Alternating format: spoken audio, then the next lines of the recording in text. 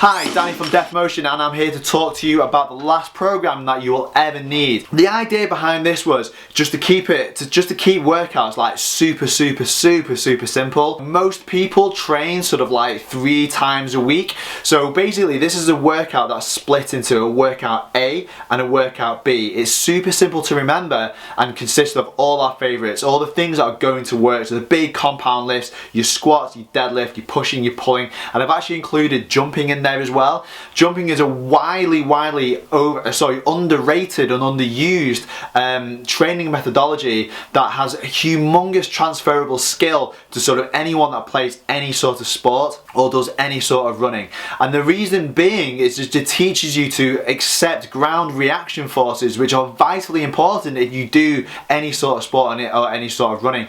Even if you don't do any running or you don't do sport and you just simply lift, the fact is what that trains is your central nervous system to generate and accept force, which is a hugely important thing to do. So that's included in there too. Here's how it works. So you have your workout A. Your workout A consists of your squatting. We have some Penley rows in there, some dumbbell bench, your broad jumps, and then your rollouts and your farmer's carry. This is your core work. And then to rounding things off, you can opt then to sort of do some accessory work or do some cardio work of your choice. Workout B, this is your deadlift session. This is your deadlifts. We're going to have some pull-ups in there as well, and then we're going to do some strict dips. Your again some box jumps to generate force onto a box, and then some more core work in the form of body saws and side planks, and then again opt to do accessory work and or cardio. It's entirely up to you. So your schedule will actually look like this. So week 1 you would potentially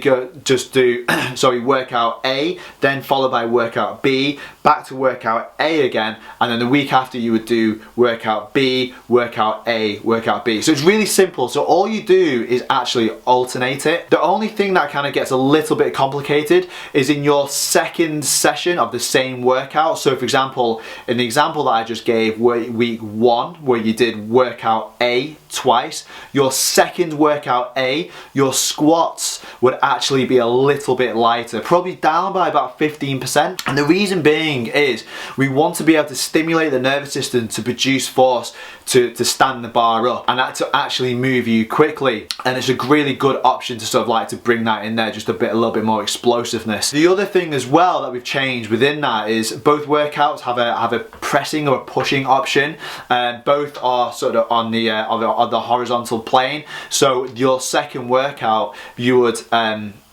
your second workout A or your second workout B, whichever week it is, then we would do some vertical pressing either with dumbbells or with a barbell. It's entirely up to you. What that does, it ensures that throughout the week there's a good amount of variation through intensity and pushing through the vertical and horizontal plane, as well as pulling and pushing through the horizontal plane too, and including your core work and including your jumping, your explosive sort of power work, which is widely undervalued and underutilized. In terms of generating overload, so what we can do here, or how I prescribed it, is week 1 you would do, for example, 3 sets of 5, week 2 you do 4 sets of 5, week 3 you would actually do 5 sets of 5, and then you would go back to 3 sets of 5, and you would potentially increase the weight up to about 2.5% of what you were previously doing. So for example, you would do 60 kilo squat, just as an example. Maybe you can do more, maybe you can do less, I've got no idea, but you would do 60 kilos week 1, week 2, week 3, you have that nice progressive overload, then you would take that 60 kilos, add it to 62.5, sorry, add 2.5% to make it 62.5. You do 3 sets, 4 sets, 5 sets, and recycle it back round. So you can keep on going through this cycle over and over again, and what will happen is you will have a really nice, steady, progressive overload over a period of time. And as well, you don't have to sort of stick to 5s. You can actually change it to 3 reps, you can actually change it to 8 reps, depending on what your individual goals are. In terms of variation, what I highly recommend is changing your exercises like for like. So take squatting for example. If you want to change one of the sessions to a front squat, by all means do it. If you want to change it for a lunge or a split squat, again, by all means do it. By all means do it. If you want to change jumping for broad jumps to hurdle bounce, again,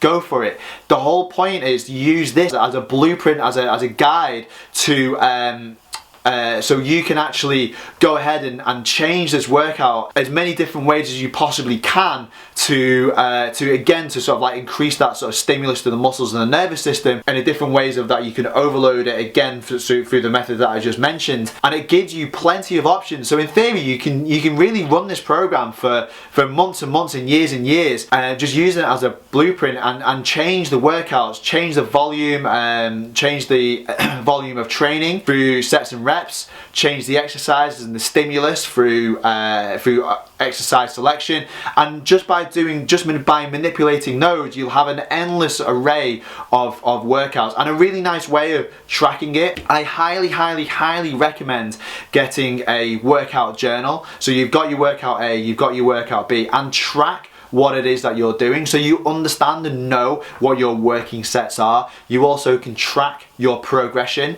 in terms of what weights you're lifting from one week to the next. This is a really nice way so you can just reflect back in an instant and go, right, last phase I was lifting 60 kilos, I'm going to add 2.5% on 62.5, and so on and so on and so on, just so we don't, you know, become sort of stale and used to and sort of like have a lack of physiological stimulus. And it's a really good way of doing it. And yeah, and that's kind of it. So it's a really simple, like it is a really simple, easy to follow program. Once you've kind of been around it, once you've kind of done like a full cycle, so a full cycle being the 3-week cycle, once you've done that once or twice and you kind of know the workout and you kind of know where you're going with it, then you're away really. And it's totally scalable. So someone who's a complete novice, they can absolutely do this with kettlebells, they can absolutely do this with an empty barbell, they can do this with anything they want really. And again, up to sort of like intermediate, sort of like really early on advanced sort of level, again, these guys can use this too,